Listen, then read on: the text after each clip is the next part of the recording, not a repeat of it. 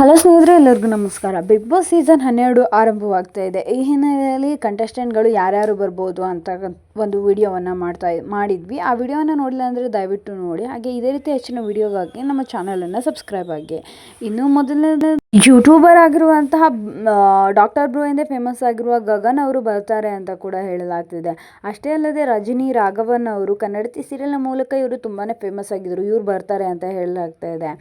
ಅಷ್ಟೇ ಅಲ್ಲದೆ ಇನ್ನೊಬ್ಬ ಆ್ಯಂಕರ್ ಆಗಿರುವಂಥ ಸೋಮನಾಥ್ ಅವರು ಬರ್ತಾರೆ ಅಂತ ಕೂಡ ಹೇಳಲಾಗ್ತಿದೆ. ಇನ್ನು ಆರಾಧನಾ ಅಂತಲೇ ಫೇಮಸ್ ಆಗಿರುವಂತಹ ಆರಾಧನಾ ಅವರು ಬರ್ತಾರೆ ಅಂತ ಕೂಡ ಹೇಳಲಾಗ್ತಾ ಇದೆ.